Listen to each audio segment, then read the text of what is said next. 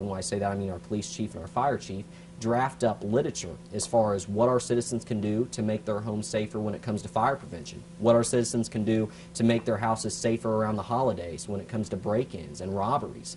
These are things that our public safety leaders need to be striving for. This is a huge part of neighborhood revitalization, something we're working towards right now. And I want to rewind a little bit to the social media aspect. Yeah. Are you guys on Facebook or Twitter at this point yet? Right, today we are not. I have a Mayor-elect Chris McBarnes page, which most people get on when they want to find out news about Frankfort, but we will. We will be developing an official City of Frankfort Facebook page, which a lot of people nowadays, that's how they get their information. From snow emergencies to, talking with the school corporations about a school closing within our city, to streets being shut down potentially for road work. People check Facebook, and if that's the way we do it in the year 2012, then hey, we're going to accommodate to that, and we realize that. I sort of feel like, and, you can correct me if I'm wrong, but in that area, that may be somewhere where your age is really a strong advantage. Yes, ma'am. Do you feel kind of like you are bringing fresher, newer, kind of more 21st century ideas to the office? Absolutely. And a huge part of this, Kristen, is engaging the youth in our community, going back to citizen voice, the fourth cornerstone of my 100-day plan. I want to invest more in our youth. I want them to feel like they know what's going on in our city and they know what they can do to help our city. Because a small part of me has to believe that if we do that, if we help empower them, that one day when they get done with college and get that master's degree from IU or Purdue, that they'll bring it back here to Frankfort and they'll start a small business, or maybe they might start a dental practice. Right now, that's not happening. So many youth I speak with, Kristen, say, you know what, there's nothing for me in Frankfort.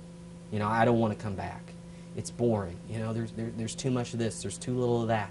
I want to change that because we have to have our youth involved if the city's going to thrive in the future. So getting back to social media, having regular updates and reaching out to our youth on social media such as Facebook and Twitter, I think is going to be a huge asset for this city.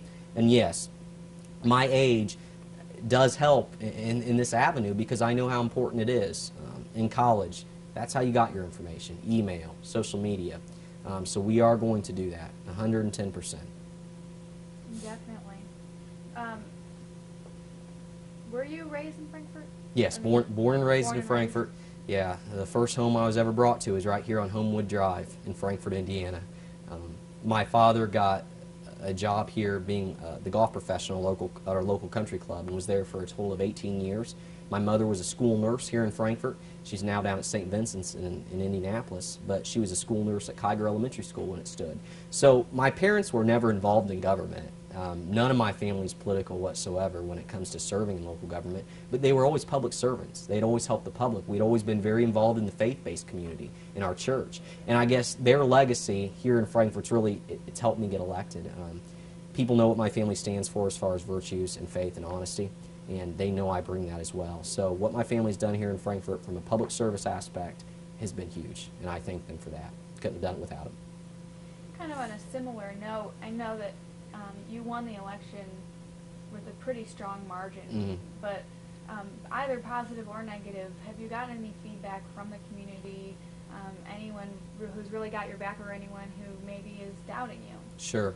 There's always going to be people out there that doubt you, and I am fully aware of that, and I embrace that. What I would say to those people is this. Sit down and have a conversation with me. Call up to the office and schedule a meeting, because if you're that adamant about me not being in this office, I want to talk to you about it. Because the fact of the matter is, I'm here. I'm going to be here the next 4 years. Not bearing an unforeseen tragedy. I'm going to be here the next 4 years. I want to work with you. We need to get hand in hand to move this community forward. And I think they're going to see that from our local leadership, not only from this office, but from the city council people that I was speaking with you about earlier in the chambers. They're going to come together and work with me. So should the citizens, those that support me and those that don't support me. What I have is I have a certain following of people that are a little later on in life, in that age range of 60 to 70 that absolutely love what we're trying to do here in the city of Frankfort. So what I'm trying to say is this: I have a lot of the motherly supporters out there that you don't mess with a mother's son. And I think that's what people are going to find. I have a lot of that out there, bless their hearts, and I'm thankful. I'm so thankful for my supporters. They're wonderful. They help me beat on almost every single door here in the city of Frankfort. We wore out 2 or 3 good pairs of Reebok sneakers apiece, knocking on doors in Frankfort, talking with citizens. And that's something that I really want to promote, is sitting down and having face-to-face conversations. I don't like to brush things under the rug, especially with people that oppose what we're trying to do. Let's sit down, let's talk about it in open, let's come to a compromise and work together. Absolutely. And you're Republican, right? Yes, ma'am. Okay, I was just double checking. Yeah. Well, I've got you. I'm curious your thoughts on the caucuses today. Absolutely. I think it's going to be very close between Mitt Romney and Mr. Santorum. I believe if there's a very high turnout in Iowa today and people truly are voting to get President Obama out of office, Mitt Romney will win that caucus.